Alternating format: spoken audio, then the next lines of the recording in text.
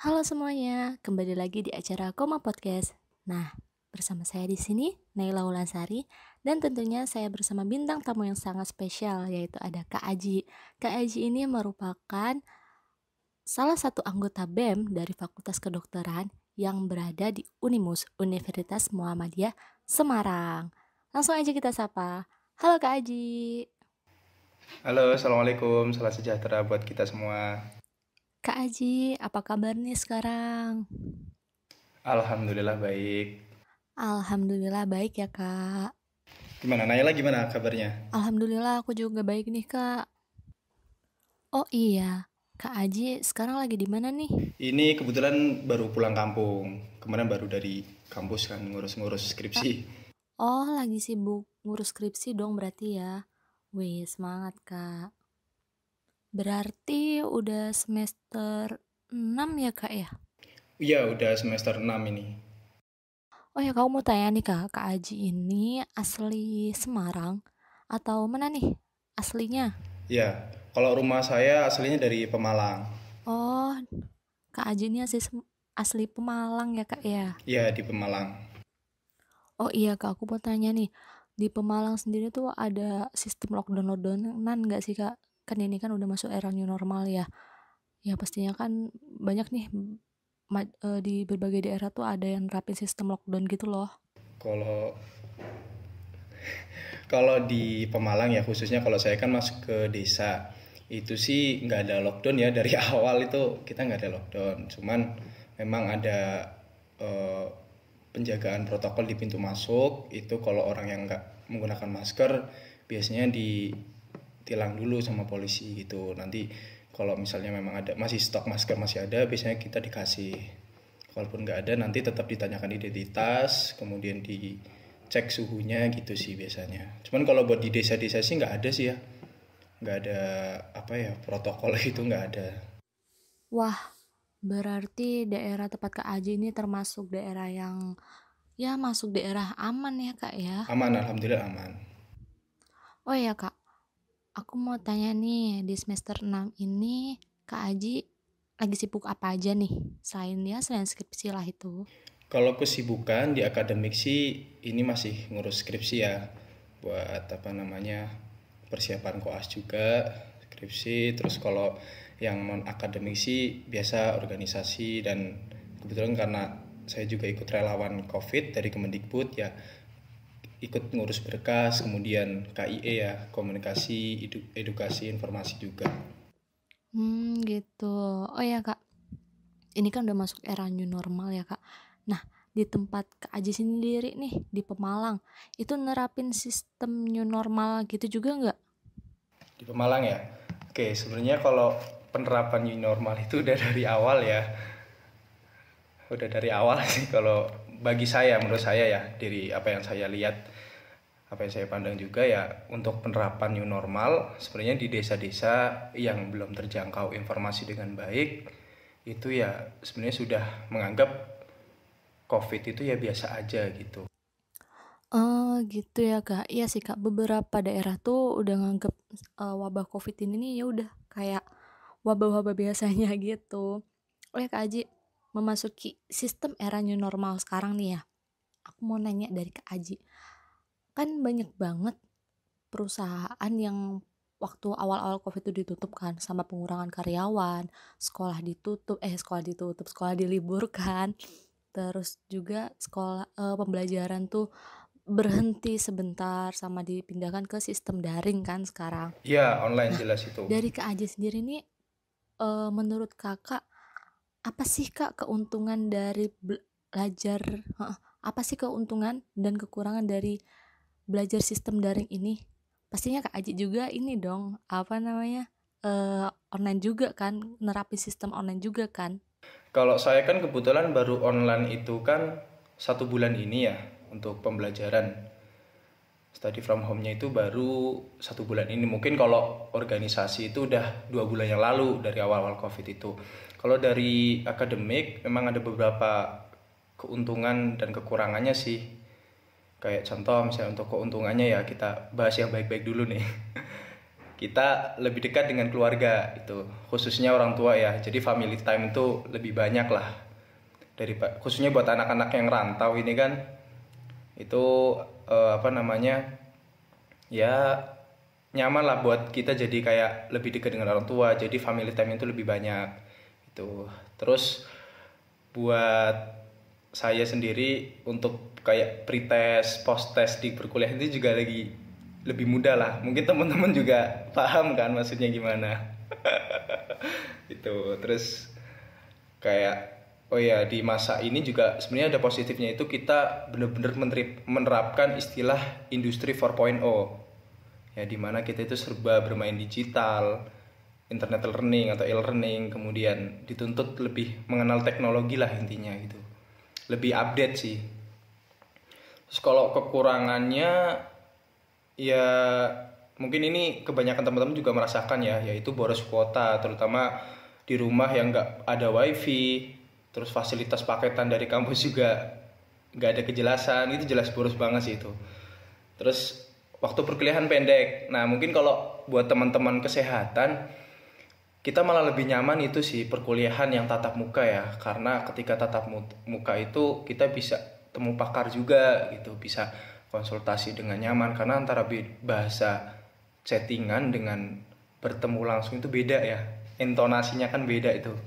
Jadi ya itu sih kendalanya ya tuh. Terus waktunya juga lebih mepet, harusnya 7 minggu jadi 4 minggu ya. Mungkin dari teman-teman komunikasi, manajemen, ekonomi itu nyaman ya, enak itu 4 minggu selesai. Cuman kalau buat teman-teman kesehatan itu masa kuliah itu bener-bener kayak apa ya, emas banget lah buat kita itu bisa sharing sama sesepuh, sama pakar gitu. Jadi 4 minggu itu pun kayak waduh nggak maksimal, apalagi kita ada skill gitu ya, skill lab, kayak kalau pemeriksaan kan kita butuh latihan juga ya, itu juga jadi nggak nyaman gitu. Harusnya kita bisa bertemu dengan pasien dengan kasus yang jelas, ini malah hanya apa ya, walaupun dengan metodenya telemedikal ya, cuman kan tetap ada kurangnya. Itu sih sebenarnya dari saya buat kekurangan dan keuntungannya ini.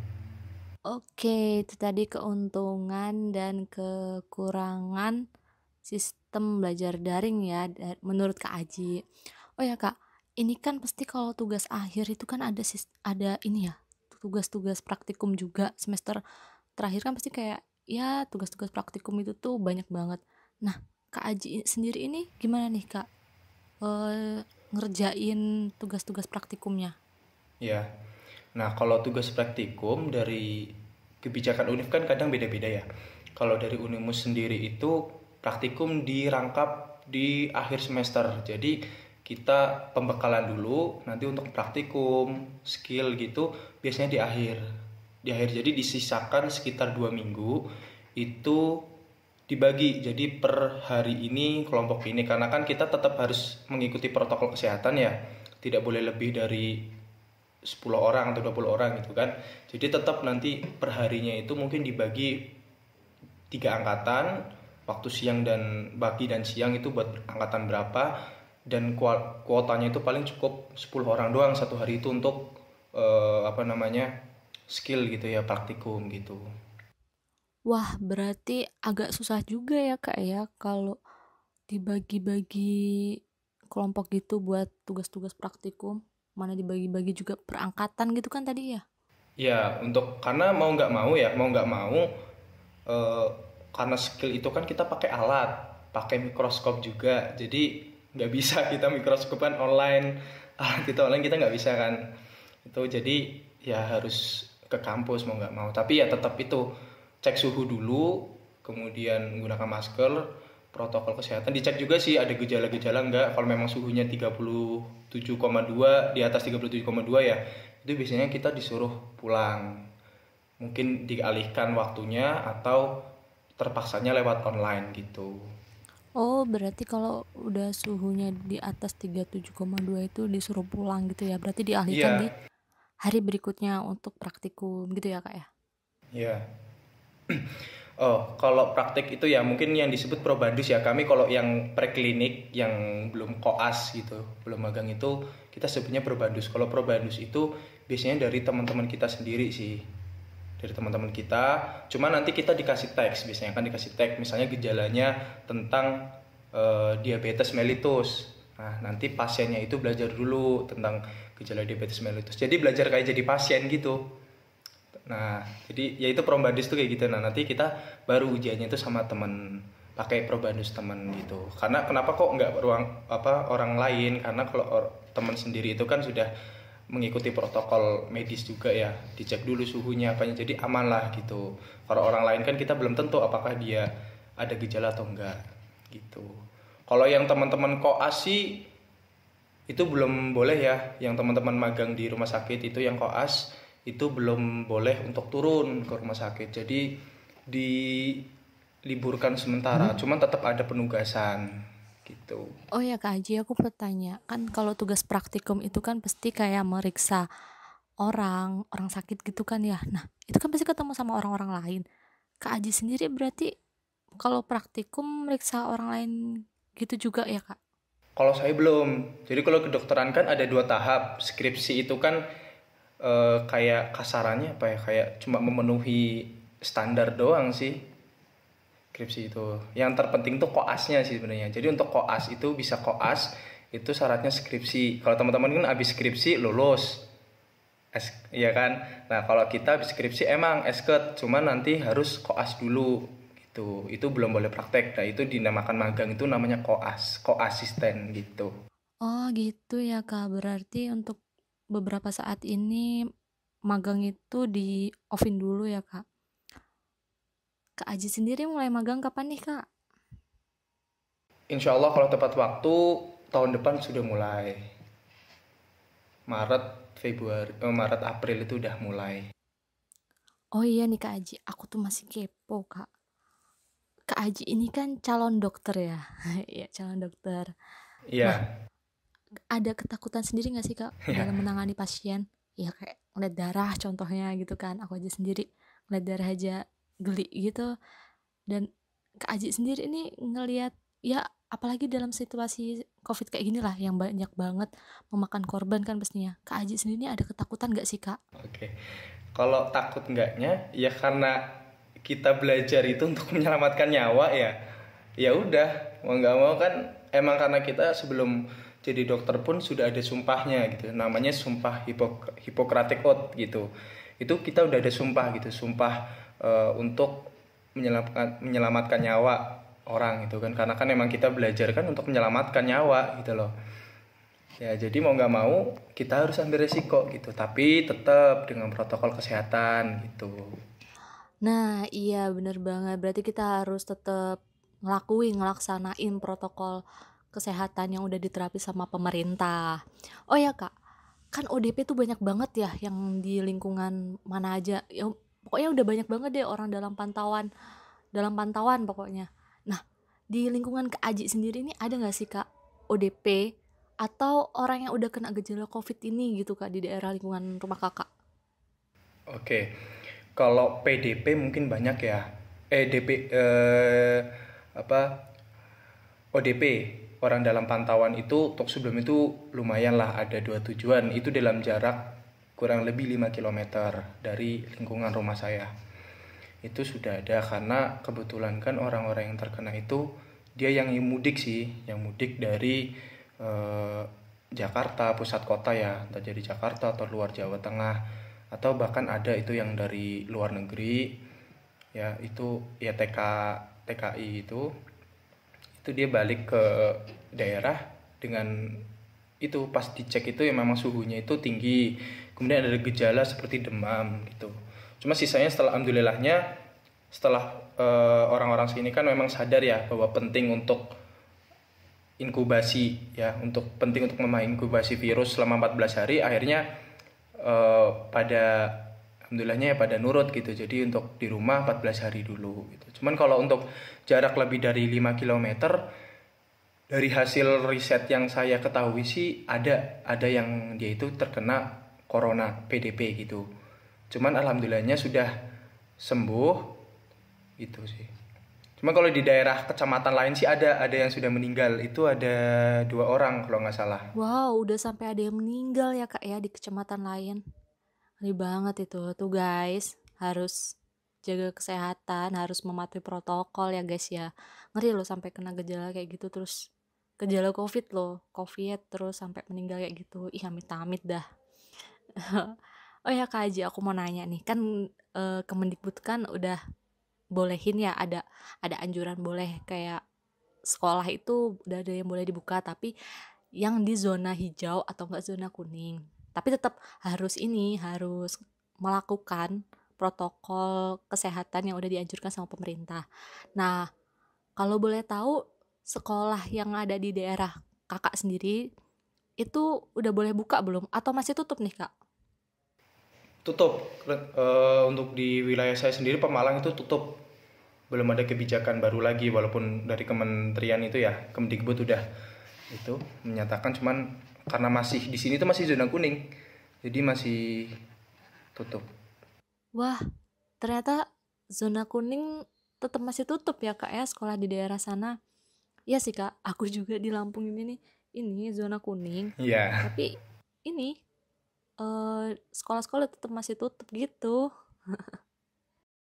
Oh ya Kak Aji, ini kan masih parah-parah ya dalam masa pandemik ya, kayak pemerintah itu kan masih nganjurin kok kita tuh harus stay at home, nggak boleh keluar kemana-mana, harus di rumah aja gitu.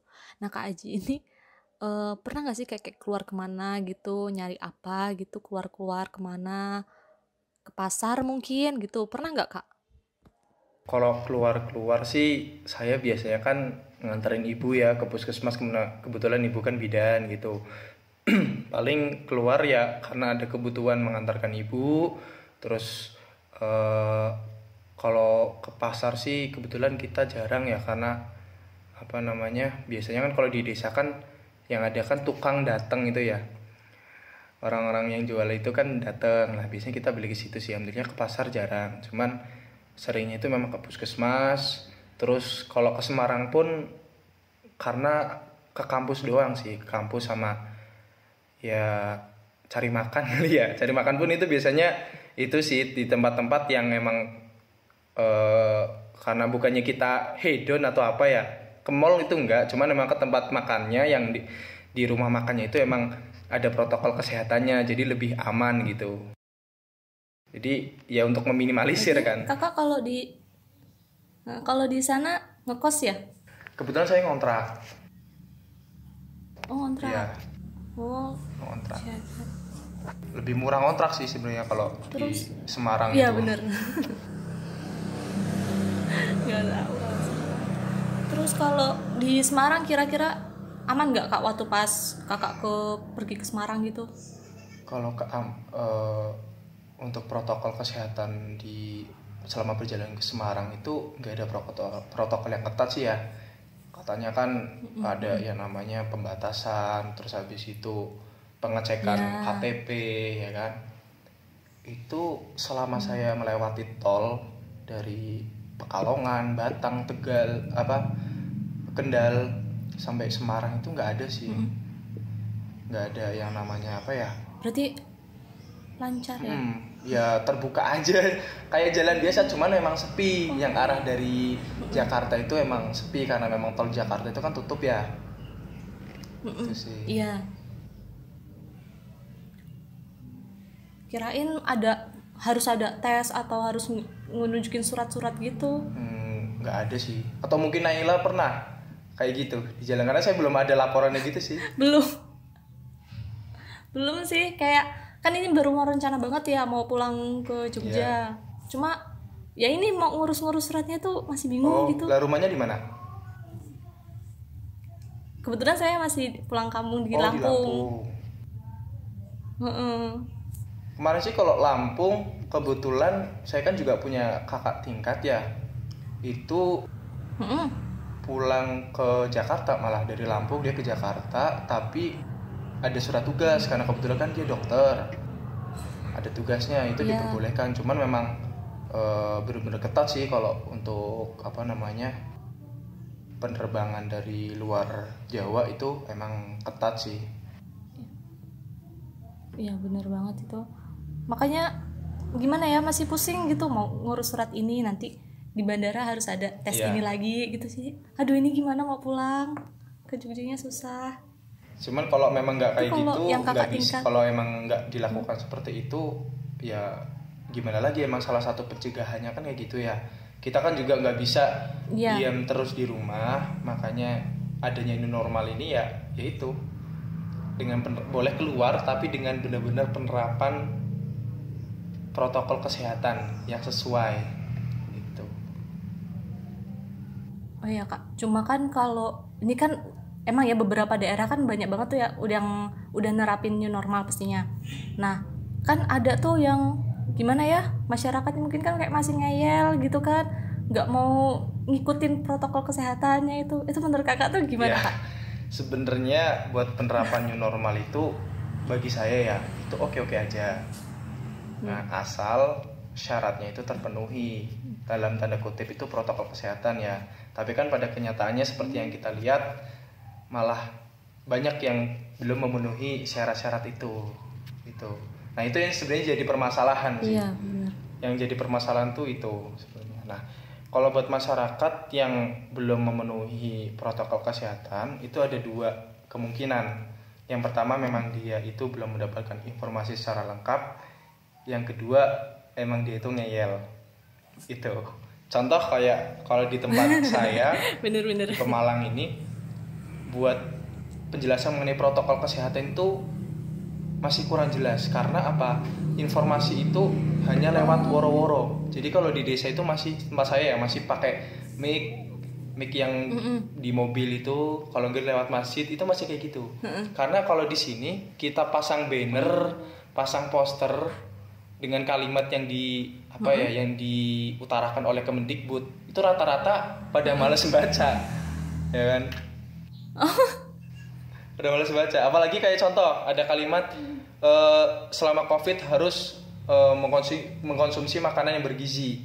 Nah, orang sini kan makannya kan sayur, ikan, tempe, tahu. Mereka kira ayam itulah kayak ayam McD atau pizza itu makanan yang bergizi. Iya. Padahal enggak gitu loh. Kadang kan salah mengartikan juga. Jadi ya itu ada dua kemungkinan sih antara komunikasi atau informasi yang kurang jelas atau memang dia itu orang tersebut itu tidak benar-benar mematuhi protokol kesehatan gitu sih. Tapi kalau di daerah Pemalang tuh kayak mau nyoba nggak sih kak, kayak ya itu tadi nerapin apa ya protokol kesehatan apa ya, kayak yang pertama tuh ya. lockdown tuh, itu kayak mau nyoba gitu nggak sih kalau di Pemalang? Kalau di Pemalang itu karena memang kan saya agak jauh ya di Pemalang ya. Cuman kalau khusus di daerah kecamatan seperti yang saya lihat itu banyak sih yang masih belum menggunakan masker. Apalagi terutama di pasar ya. Ini bukan artinya saya malah jalan-jalan ya, bukan ya. Cuman kan karena kebetulan saya itu jadi relawan harus menilai juga kondisi lingkungan. Makanya untuk keluar pun saya pakainya itu mobil. Itu tetap pakai masker juga. Nggak turun jalan, cuman sepintas. Karena kalau udah dari luarnya itu udah di luar pasar itu udah rata-rata itu banyak yang nggak pakai masker, otomatis di dalamnya juga banyak gitu kan. Terus untuk kota Pemalang sendiri juga banyak banget yang jarang menggunakan masker. Bahkan kalau misalnya kita menggunakan masker ada yang beranggapan kamu itu ngapain gitu, deso gitulah, terlalu lebay. Ada yang itu. Tapi ya itulah karena informasi mengenai COVID terus kurang disampaikan dengan baik, kurang jelas juga dan kurang mengenal sama masyarakat, akhirnya ya gitu anggapannya. Waktu jadi relawan tuh kapan kak? Untuk jadi relawan ini sebenarnya awal berarti sekitar 2 minggu setelah ada COVID sampai sekarang ini. Oh, nah setelah ada COVID terus itu gimana? Pas udah ada COVID-nya itu kakak apa deg-degan apa gimana? Ya kalau deg-degan sebenarnya kan kalau bagi saya sih enggak ya. Saya enggak karena status ya deg-degan sih ada karena mikir mungkin keluarga juga kan masih muda, ntar kalau misalnya ada apa-apa gimana gitu kan. Ya kalau dari rasa deg-degan pasti itu ada, apakah nanti saya diterjunkan di masyarakat langsung, di rumah sakit langsung atau enggak, itu didikan pasti ada. Apalagi kan saya juga bagian kayak bagi apa namanya APD, masker, hazmat ke rumah sakit. Nah, itu kan juga kayak was-was juga gitu kan, aduh gimana nih, aman nggak gitu. Cuman karena bismillah ya niat, terus ternyata memang ada beberapa kebijakan khusus yang preklinik yang belum magang jadi dokter itu. Jadi ya ada tugasnya kita cuma KIE, yaitu komunikasi, yaitu memberikan informasi dan edukasi. Itu jadi cukup itu, karena untuk KIE pun kita nggak boleh ketemu langsung, lewatnya online gitu.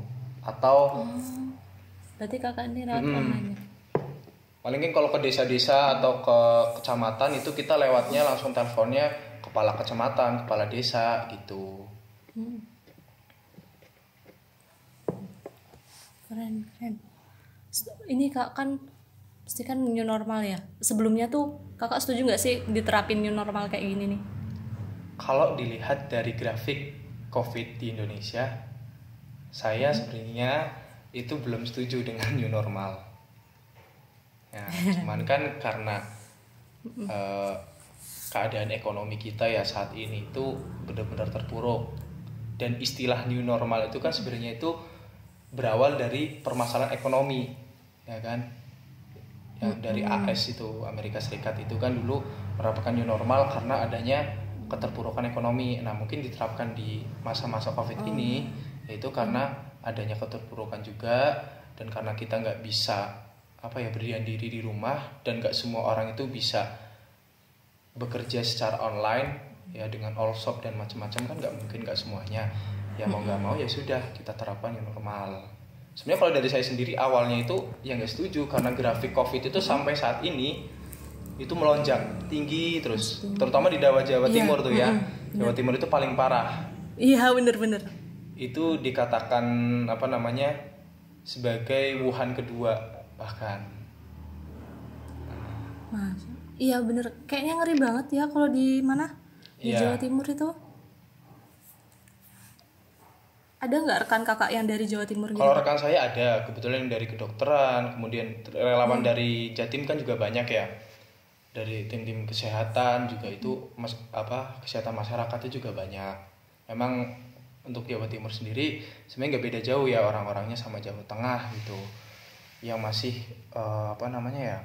belum bisa menerapkan new normal dengan protokol kesehatan yang baik gitu.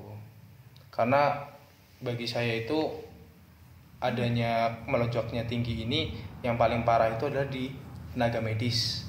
Banyak loh yang tenaga medis yang meninggal itu, malah banyak kan tenaga medis. Bukan karena kita nggak menjaga protokol, kita sudah sangat menjaga protokol, higienis pun iya. Nah cuman ya itu pasti kan ada rasa kelelahan. Nah, mungkin orang luar sih nggak terasa ya efeknya corona itu gimana, tapi bagi teman-teman kesehatan wah itu kerasa banget.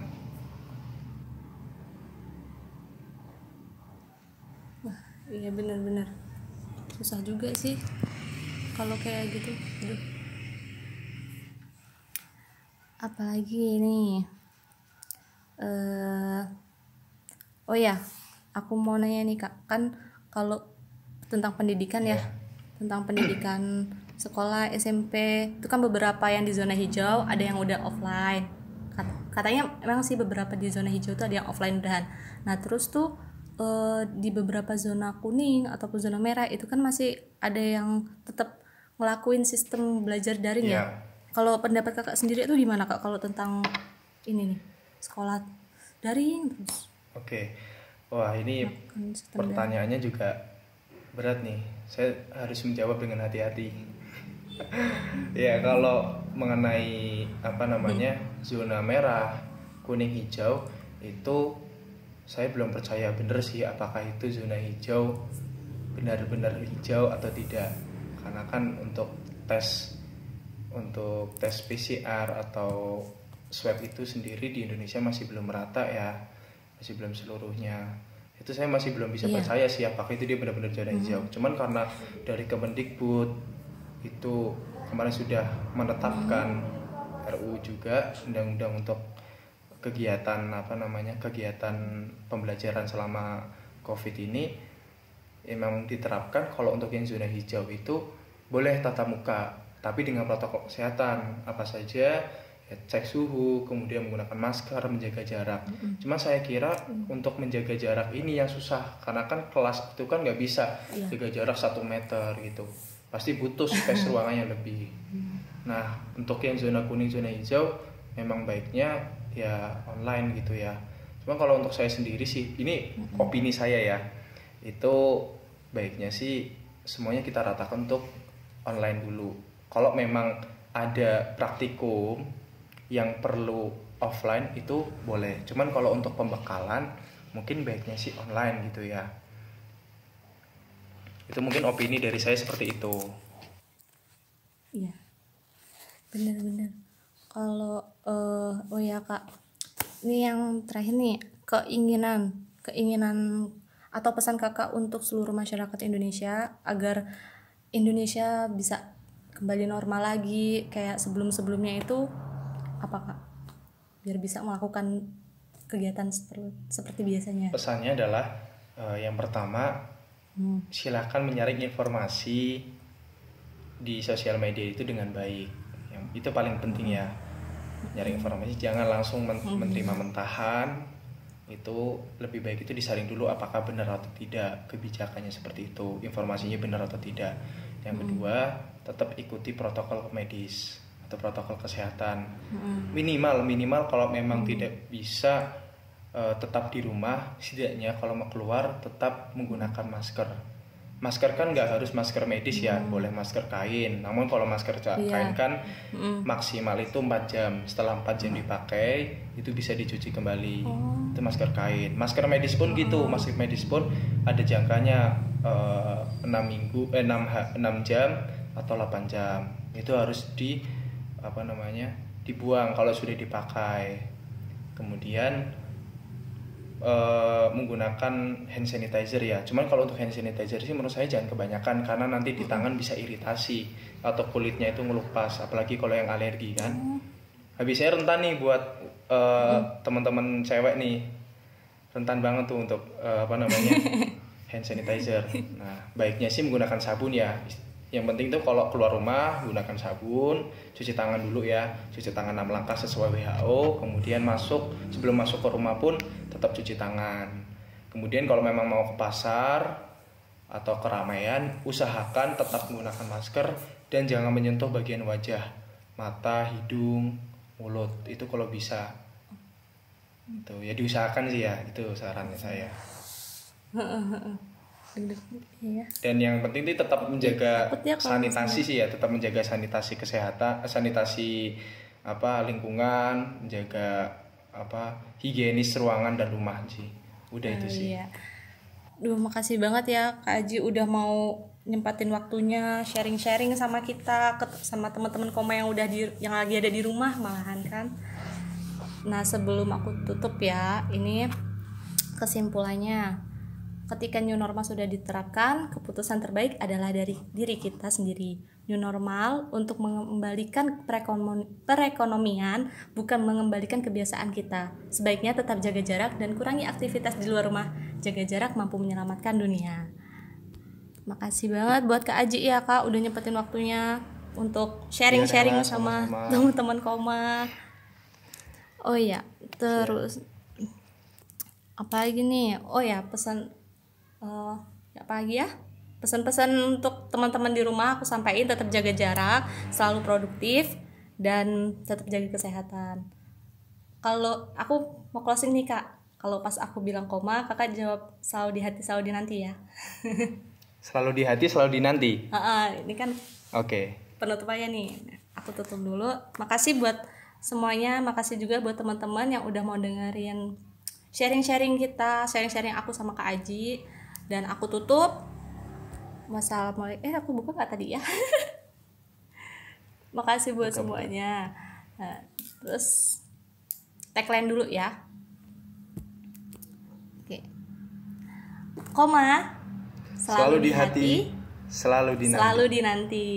Ya, makasih Kak Aji ya. Sama-sama Nela.